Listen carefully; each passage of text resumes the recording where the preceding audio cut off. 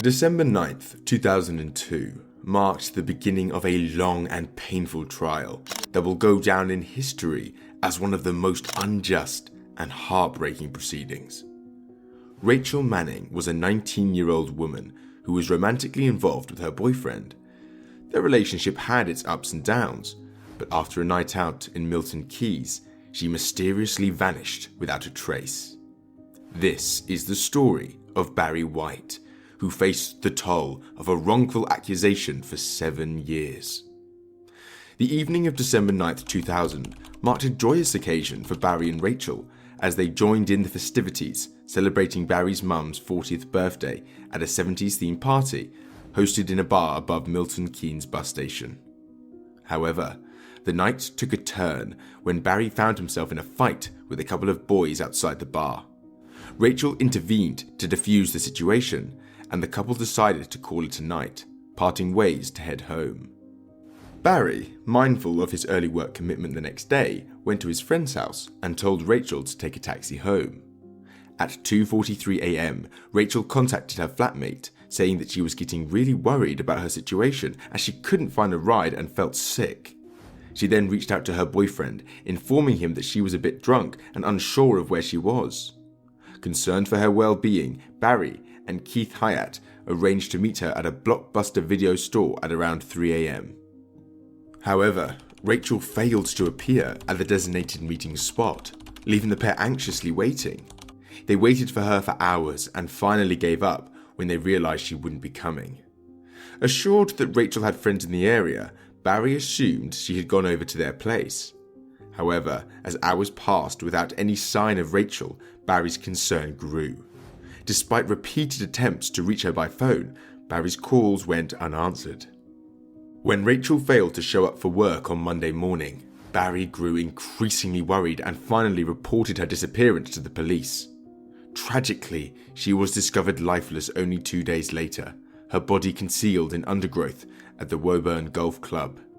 The grim discovery revealed she had been strangled, and her face bore the brutal marks of blows inflicted by a steering lock. Amidst the shock and devastation of Rachel's tragic demise, Barri White found himself thrust into a nightmare scenario. Instead of being granted the space to grieve, he was immediately cast as the main suspect in the investigation, and soon enough, he was convicted of his girlfriend's murder and sentenced to life imprisonment. The sudden turn of events left Barri speechless, and as the investigation unfolded, he couldn't shake the feeling that he was being unjustly targeted, with law enforcement seemingly fixated on him as the prime suspect. Despite maintaining his innocence, Barri was confronted with mounting evidence, including CCTV footage showing him and another individual driving around in a van during the early hours of the morning. Keith Hyatt was also arrested and the van was seized, further implicating Barri in the unfolding tragedy. The swift and severe judgment forever altered the trajectory of his life, leaving behind a tangled web of unanswered questions and unresolved grief. Barri was only 21 years old, and that fateful night would be etched into his memory forever. Rachel Manning, the woman he loved deeply, left behind a void that would never be filled. His heartache was made worse by the regret of not accompanying her home from the nightclub that they had visited together. The weight of that decision would burden him for years to come. As a tribute to Rachel, Barri bears a permanent reminder of their love on his skin. The name Rachel, boldly inscribed in capital letters, is tattooed on the inside of his wrist. The tattoo is a symbol of both love and loss, a reminder of what might have been. He was going to ask her to marry him on Christmas Day and had even bought the ring. He revealed that if she had been with him today, they might still be married and have 2 kids. But it was all just a question now. For 6 agonizing years, Barri found himself trapped within the confines of prison walls, wrongfully accused of the very crime that shattered his world. Branded as a ruthless killer by society, he endured the torment of being viewed through a lens of suspicion and condemnation. His time behind bars was marked by a relentless struggle for survival, both physically and emotionally. Transferred from one high-security facility to another, including a stint on the remote Isle of Sheppey, Barri lived in constant fear for his safety. Solitary confinement became his refuge, a desperate attempt to shield himself from the dangers lurking within prison walls. He said he hated every minute of it, being looked at as a murderer for something he hadn't done. Cut off from the outside world, he clung to the few precious visits allowed to him each month, a fleeting connection to the world beyond his prison cell. The first couple of years blurred by as he was constantly wrecked, and in the darkness of his confinement, he clung to memories of Rachel and the life they had dreamed of together. But even in the depths of his despair, a flicker of hope remained. As he was brought to trial in the courtroom, the narrative around Barri being guilty was beyond a shadow of a doubt. He was accused of strangling Rachel during a night rife with arguments. The key to the prosecution's case was a supposed link between Rachel's body and a van driven by White's friend, Keith Hyatt, a connection built on the foundation of forensic evidence. However, in 2005, a turning point emerged when BBC Rough Justice delved into the case, uncovering critical flaws in the forensic science that had led to the conviction. For Barri, watching the programme from his cell gave him a new chance at life. He said that the show changed everything for him. Inmates suddenly treated him differently because everyone knew he was innocent. Despite the uphill battle that lay ahead, the revelation marked a pivotal moment in his journey towards freedom. Years of fighting court battles culminated in a breakthrough when Barri's conviction was withdrawn at the Court of Appeal in 2007. The subsequent retrial in the following year resulted in him being declared not guilty. He remembers crying happy tears because someone finally listened to what he was saying. The weight of years of injustice lifted from his shoulders as he walked out of prison a free man. He said he deserves a life back and is determined to get compensation and an apology from the police as a form of justice. For him, the battle extends far beyond the confines of the courtroom. It was a fight to reclaim the previous years stolen from him, to rebuild a life shattered by the conviction. As he steps out of Luton Crown Court, the weight of 6 years behind bars lifted from his shoulders, replaced by a sense of liberation tinged with uncertainty. He said that the pain of the incident will never leave him, and no matter how hard he tries to forget, it's always there. It will always be a part of his life until the day he dies, and he has to deal with that. Following his freedom, justice finally caught up with the true perpetrator of Rachel Manning's tragic murder.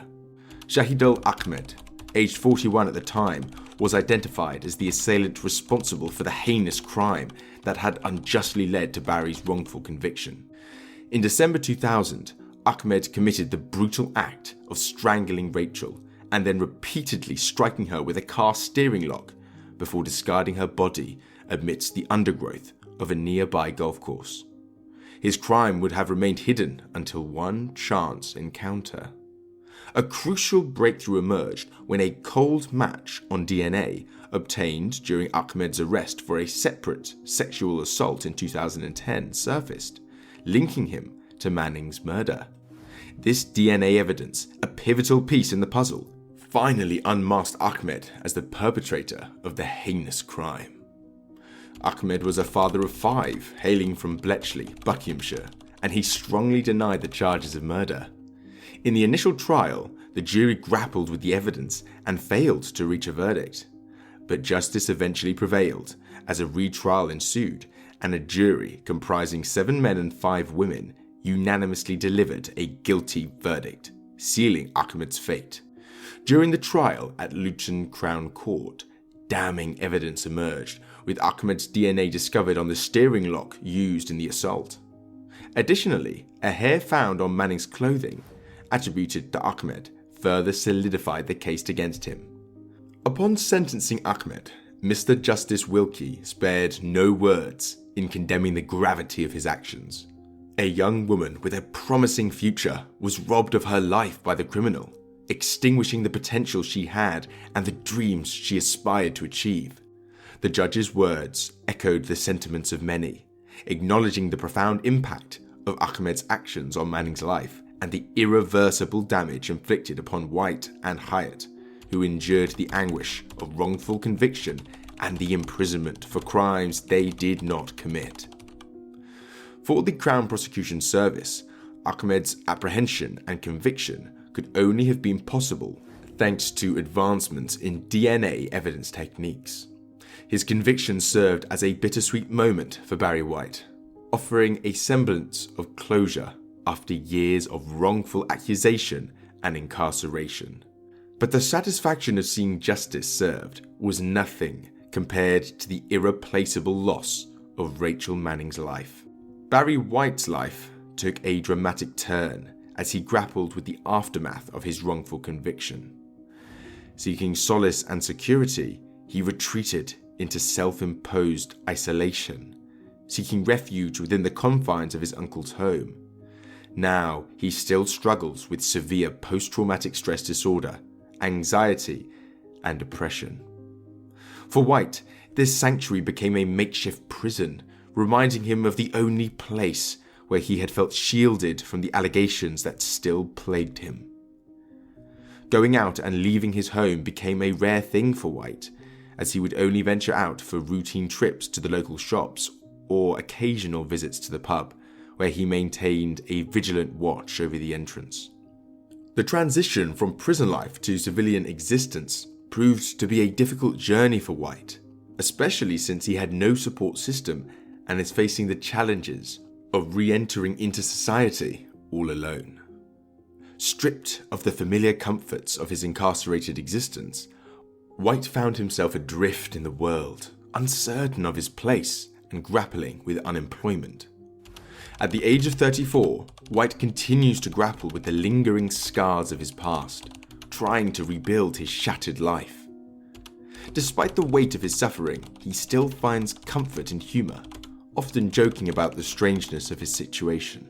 His coping mechanisms are as varied as they are vital, finding solace in his friends and often going to football matches with them, the calmness of long walks and the cherished moments spent with his beloved daughter. These simple pleasures serve as an anchor, tethering White to the promise of brighter tomorrows. But with the semblance of normality, White remains tethered to the painful memories of his past. He still speaks of Rachel fondly, her memory kept alive by the mundane remnants of her existence, the echoes of her laughter, the melody of her favourite song, and the lingering fragrance of her perfume. Despite the weight of his burdens, he draws strength from the memory of Rachel. Her beauty and grace have a profound impact on his life. He says that whatever happens, now his only goal is to honour Rachel's memory and find redemption amidst the wreckage of his past. If you found this video interesting, please show your support by liking and subscribing to our channel for more content. Until next time, take care.